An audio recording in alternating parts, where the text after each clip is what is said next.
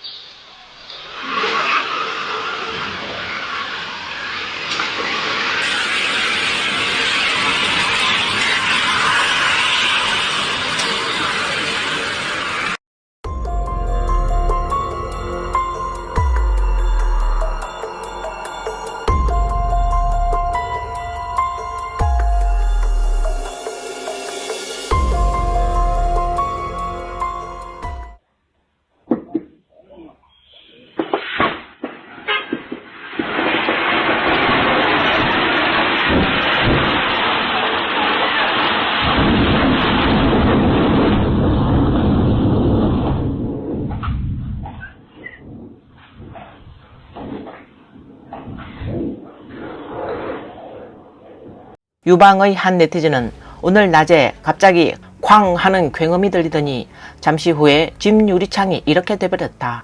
3중 유리인데도 가장 안쪽 유리까지 산산조각이 나버렸다 라고 전했습니다.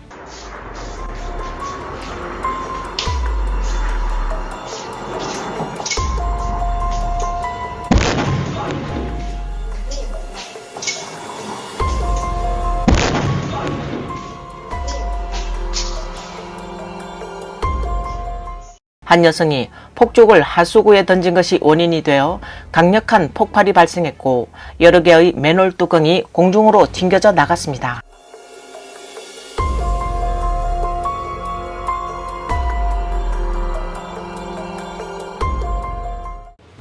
오늘날 중국의 도시화는 눈부신 속도로 진행되고 있습니다. 하늘을 찌를 듯한 고층 빌딩, 화려한 상업 지구들이 도시를 가득 채우고 있지만 그 이면에는 공공안전의 경고등이 연이어 켜지고 있습니다. 화재, 폭발 등 치명적인 사고가 끊이지 않고 그 피해는 시민들의 일상에 깊은 상처를 남기고 있습니다.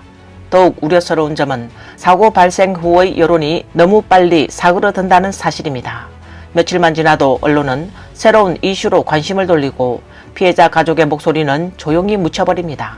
안전이 제도가 아닌 운에 의존하는 사회, 그 속에서는 누구나 다음 피해자가 될 수 있습니다.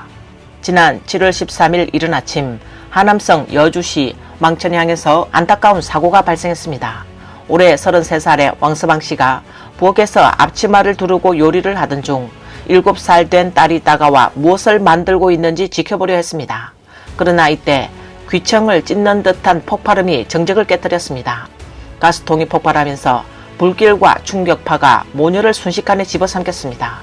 또한 지난 4월 29일 정오 무렵에는 요녕성 요양시 백탑구의 한 음식점에서 화재가 발생했습니다. 이 사고로 22명이 목숨을 잃고 3명이 부상을 입는 참극이 벌어졌습니다. 해당 사건은 사회에 큰 충격을 안겨주었습니다. 전해진 여러 사회관계망 영상에 따르면 이번 화재는 요녕성 요양시의 준항식당에서 발생했습니다. 불이 나자 식당 위로 거대한 불길과 짙은 검은 연기가 솟구치며 현장은 공포에 휩싸였습니다. 한 항공 촬영 화면에는 식당 앞에는 소방차 10여 대가 줄지어 서 있는 모습이 담겼습니다. 현장에 있던 사람들은 처음에는 식당 외부 간판 쪽에서 불이 붙었고 곧이어 유리창이 폭발했다고 전했습니다. 당시 강풍까지 겹치면서 불길은 불과 3에서 5분 만에 급속히 번져나갔고 유리창이 산산조각 나면서 화염이 실내로 들이닥쳤습니다. 비록 소방대원들이 5, 6분 만에 도착했지만 이미 식당 외부는 완전히 불에 뒤덮인 상태였습니다. 또 다른 목격자는 화재 초기에 식당 직원들이 소화기를 들고 나와 불을 끄려 했지만 불길이 너무 거세고 바람까지 불어 전혀 통제할 수 없었다라고 회상했습니다. 불은 인근 은행 간판까지 번졌고 밖에 세워둔 여러 대의 전기 오토바이도 전소됐습니다. 중국에서 이 같은 화재 사고는 끊이지 않고 반복되고 있습니다.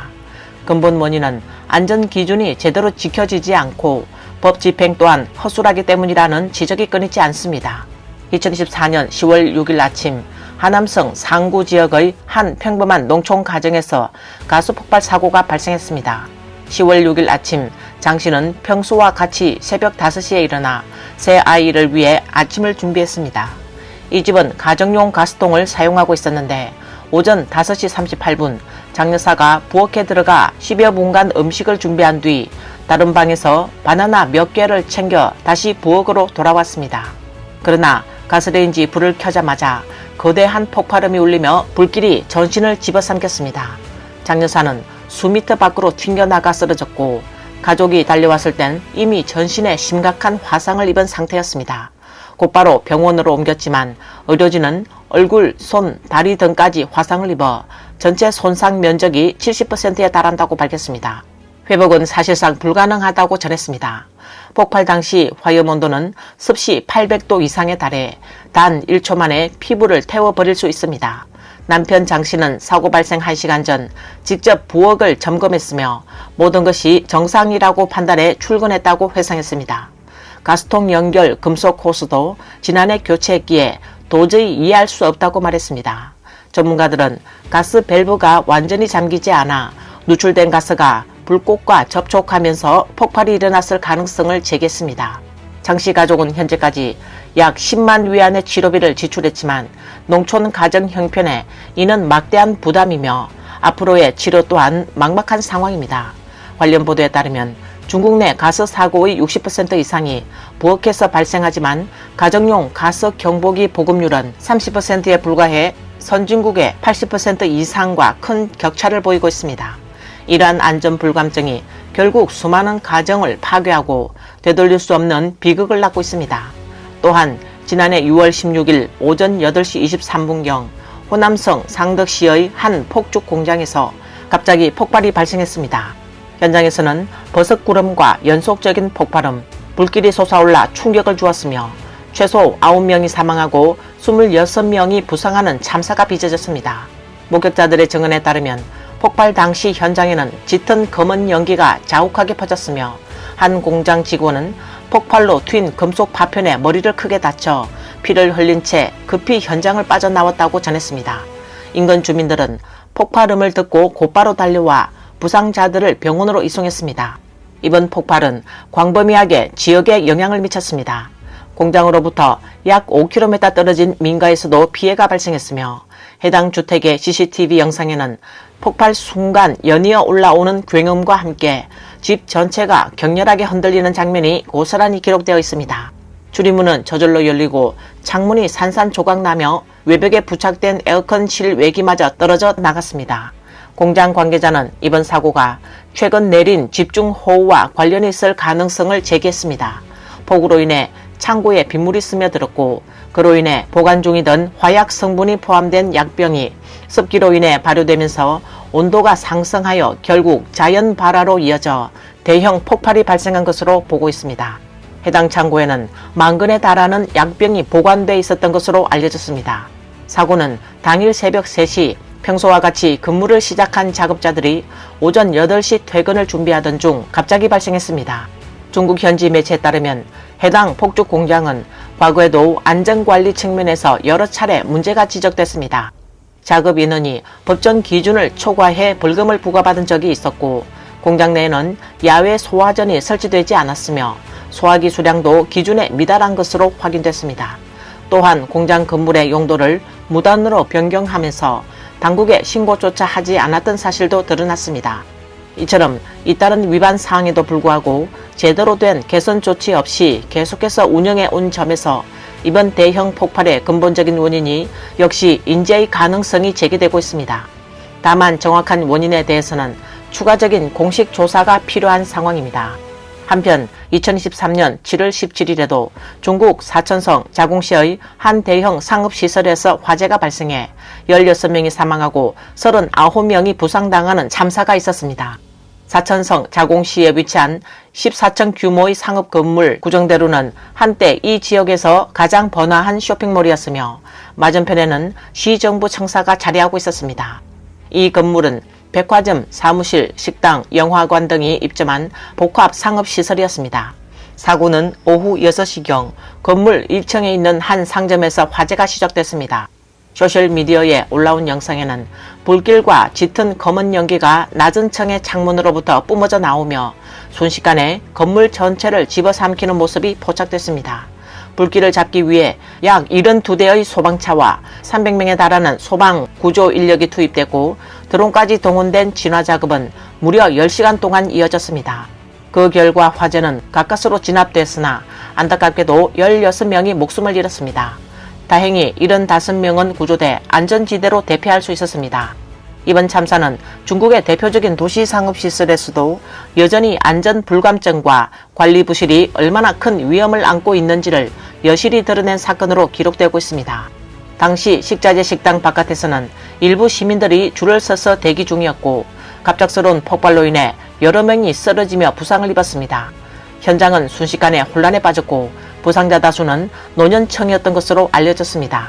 사고 발생 직후 주변 도로는 즉시 봉쇄되었으며 이번 폭발 사고에 대해 중국 본토의 관영 언론은 지금까지 보도하지 않고 있으며 관련 정보는 전면 차단된 상황입니다. 폭발 당일 한 시민은 대동 식자재 시장에 물건을 사러 가던 중 폭발 소식을 듣고 도중에 발길을 돌렸다고 밝혔습니다. 그러나 그날 저녁 그는 경찰로부터 전화를 받았고 그날 현장에 있었는지 사진을 찍었는지를 묻는 조사를 받았으며 모든 사진을 삭제하라는 지시까지 받은 것으로 전해졌습니다. 또 다른 목격자는 폭발 당시 그곳에서 수백 미터 떨어진 곳에 있었으며 불과 몇 시간 전까지 해당 장소에 머물렀다고 전했습니다. 그는 폭발 직후 현장을 벗어났지만 이후 경찰로부터 전화를 받았고 모든 사진과 정보를 유출하지 말 것을 엄중히 통보받았다고 말했습니다. 이번 사고 현장은 불과 사흘 전 석금병이 시찰했던 식품시장이었습니다. 이를 두고 해외 네티즌들은 X플랫폼에 자객이 시간을 잘못 계산했다라는 글을 남기며 냉소를 드러냈습니다. 또 다른 이들은 안타깝게도 사고 난 게 그가 아니었다라며 조롱 섞인 반응을 보였습니다. 이번 사건은 단순한 화재 참사를 넘어 최고 권력자의 행보와 맞물리며 민심의 불신과 분노를 그대로 드러내는 계기가 되고 있습니다. 비록 이번 폭발 사건이 중국 국가주석 석건평의 시찰 일정과 직접적인 연관이 있는지는 확인되지 않았지만 중국 민중들은 계속해서 다양한 방식으로 중공에 대한 불만과 저항의 목소리를 내고 있습니다. 최근 중경 대학성에 거대한 방공 투영 현수막이 등장했습니다. 그 위에는 붉은 파시스트를 타도하라, 공산당 폭정을 무너뜨리자라는 구호가 선명히 새겨졌습니다. 이 장면은 곧바로 SNS를 통해 확산되며 뜨거운 화제가 되었고 중국 내부의 불만과 저항이 더 이상 억누를 수 없는 수준에 이르렀음을 보여주고 있습니다. 2025년 8월 29일 밤 10시경 중경대학성 희가 핵심 상업지구의 한 고층 건물 외벽에 대형 투영 구호가 등장했습니다. 그 내용에는 공산당이 없어야 새 중국이 있다. 자유는 시해가 아니라 되찾아야 한다. 붉은 파시스트를 타도하라. 공산당 폭정을 무너뜨리자. 거짓말은 필요 없다. 진실을 원한다. 노예는 원치 않는다. 자유를 원한다. 폭정의 공산당은 물러나라. 일어나라. 노예가 되기를 원치 않는 사람들이여. 분연히 일어나 권리를 되찾자 등이 포함되어 있었습니다. 현장에서는 투영이 무려 50분간 이어지며 수많은 시민이 발길을 멈추고 지켜봤고 영상과 사진은 순식간에 온라인으로 확산됐습니다.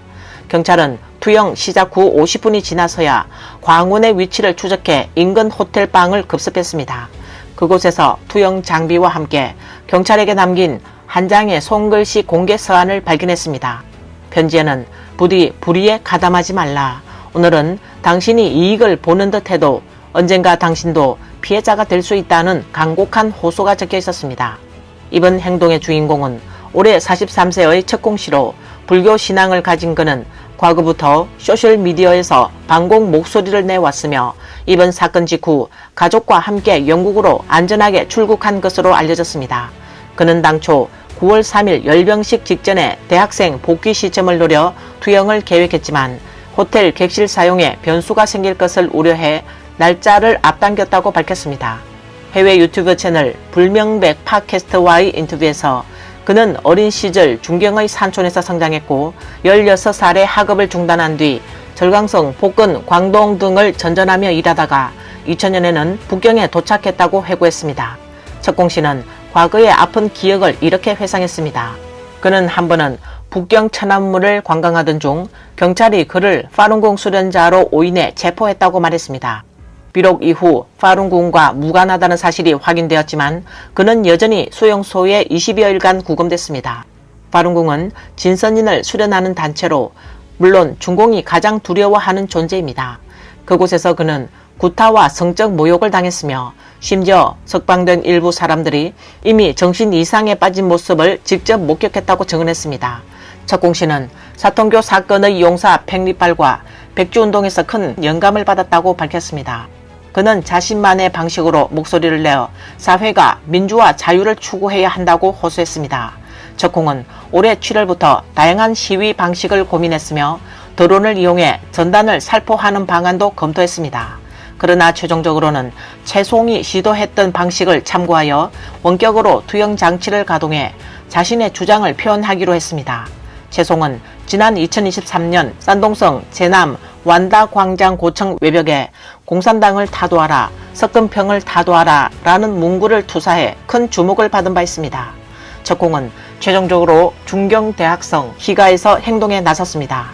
이곳은 대학이 밀집해 인파가 많은 지역으로 자유의 메시지가 더 널리 퍼질 수 있는 환경이라고 판단한 것입니다.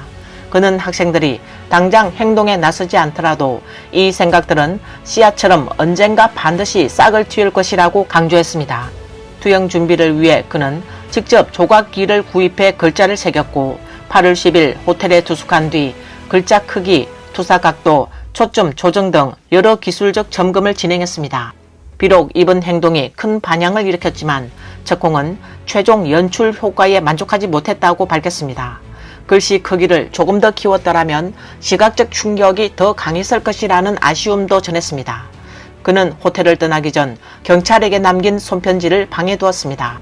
편지에는 당장은 이익을 얻을 수 있겠지만 언젠가는 당신도 피해자가 될 수 있다.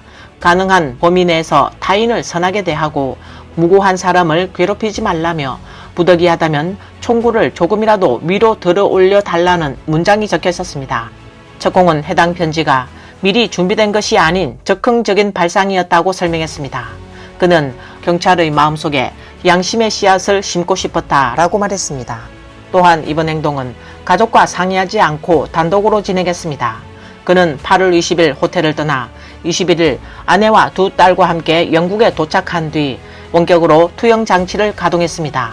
사건이 알려진 후 경찰은 그의 중경 고향 집을 찾아가 어머니를 조사했으며 그의 형제와 친척들도 소환 조사를 받은 것으로 알려졌습니다.